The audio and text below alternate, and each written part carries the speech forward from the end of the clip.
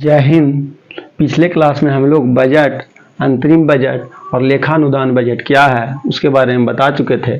आज के क्लास में हम लोग अनुदान मांग क्या होता है, विनियोग विधेयक क्या होता है, इसे कैसे पारित किया जाता है, एवं अतिरिक्त अनुदान क्या होता है, एवं कटौती प्रस्ताव को कैसे लाया जाता है, ये कितने प्रकार के होते हैं, एवं गिलोटीन क्या होता है, इसके बारे में बताएंगे।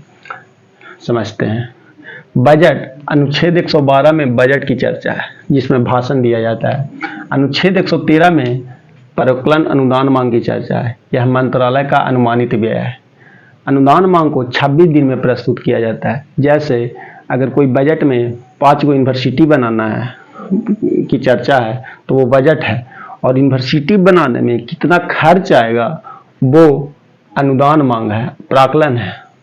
और उसे जब यूनिवर्सिटी खर्च को पारित कराना हो कि इसे बनाने में इतना खर्च है तो इसके लिए विनियोग विधेयक लाया जाता है, जो जिससे विनियोग विधेयक में अनुच्छेद 114 में विनियोग विधेयक की चर्चा है। इसे पारित होने पर ही धन निकलता है। इसे संसद पारित करती है। जब तक विनियोग विधेयक पारित नहीं होता है तब तक धन नहीं निकलता है। प्राक्कलन में जितना धन की चर्चा रहती है उतना ही धन निकलता है, विनियोग द्वारा निकलता है।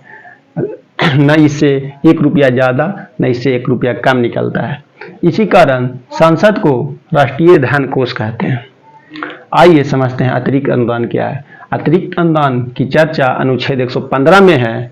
जब धन घट जाता है तो एक्स्ट्रा धन के लिए इसे लाया जाता है। जैसे समझिए, जैसे कोई यूनिवर्सिटी जैसे कोई यूनिवर्सिटी 2015 में शुरू हुआ बनना और उसे बनाते बनाते 2020 तक हो गया, तो समय तो बढ़ चुका है, तो उसमें महंगाई भी बढ़ जाएगा। तो इसके लिए आपको अतिरिक्त अनुदान लाया जाता है। आइए समझते हैं कटौती प्रस्ताव क्या होता है। कटौती प्रस्ताव 3 प्रकार के होते हैं। बजट मांग को कम करने के लिए कटौती प्रस्ताव लाया जाता है। पहला नीतिगत कटौती, अर्थगत कटौती और सांकेतिक कटौती। आइए समझते हैं नीतिगत कटौती क्या होता है। नीतिगत कटौती में इसमें सरकार की नीतियां पसंद नहीं आती है। जैसे समझिए, अगर कोई जैसे पटना से राजगीर तक फ्लाईओवर के थ्रू रोड बनाना है जो नीतिगत नहीं है, क्योंकि इसमें तो बहुत खर्च आएगा, इससे तो अच्छा बाई रोड बनाना ही ठीक है। इसके लिए नीतिगत कटौती लाया जाता है। इसके द्वारा बजट को अस्वीकार कर दिया जाता है और अनुदान के रूप में 1 रुपया दिया जाता है।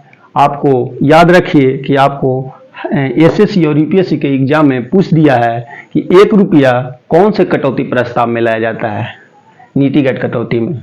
आइए समझते हैं अर्थगत कटौती क्या होता है। जब सरकार ज़्यादा पैसा की मांग करती है तो अर्थगत कटौती लाया जाता है। जैसे समझिए, जैसे कोई यूनिवर्सिटी बनाने में आपको 3 करोड़ रुपया खर्च है और सरकार 5 करोड़ मांग रही है, तो पैसा ज़्यादा मांग रही है, तो इसके लिए भी अर्थगत कटौती लाता है। तो सरकार जब ज़्यादा पैसा मांगती है तो अर्थगत कटौती लाया जाता है। इसके द्वारा बजट का कुछ भाग कम कर दिया जाता है। आइए समझते हैं सांकेतिक कटौती क्या होता है। जब सरकार कुछ ऐसा बजट लाती है तो सारे लोग उसे पसंद नहीं करते हैं, इसके लिए यह लाया जाता है। जैसे समझिए, जैसे आपको गांव में एयरपोर्ट बनाना है जो सरकार के फायदे के हित के लिए नहीं है, तो इसीलिए सांकेतिक कटौती लाया जाता है। इसके द्वारा बजट पर असहमति दिखाया जाता है, लेकिन इसे पारित कर दिया जाता है और बजट में सिर्फ 100 रुपया का कटौती किया जाता है। इसे सांकेतिक कटौती कहते हैं। जैसे समझिए, जैसे मोदी जी 2015 में 1.25 लाख करोड़ की चर्चा किए थे, तो उसमें उस समय तो बजट में वो तो घोषणा कर दिए थे कि बिहार को हम 1.25 लाख करोड़ देंगे, और अनुदान मांग भी कर दिए थे, लेकिन विनियोग विधेयक पारित ही नहीं किए थे।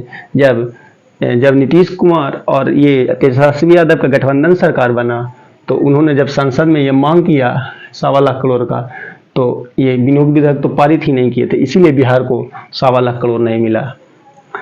अगर कोई नेता वादा करता है आपसे कि हम इस यूनिवर्सिटी बनाने में इतना पैसा देंगे, तो आप उनसे जरूर सबसे पहले पूछ लीजिए कि आपने विनियोग विधेयक पारित किया है कि नहीं, क्योंकि मेन पैसे तो विनियोग विधेयक से निकलता है। आइए समझते हैं गिलोटीन क्या होता है।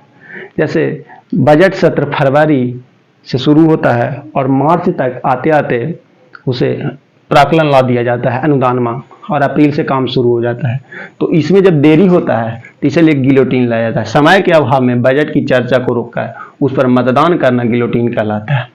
इसका उद्देश्य होता है बजट में होने वाले विलंब को रोकना। जय हिंद। अगर वीडियो अच्छा लगता है तो लाइक, शेयर और सब्सक्राइब जरूर करें।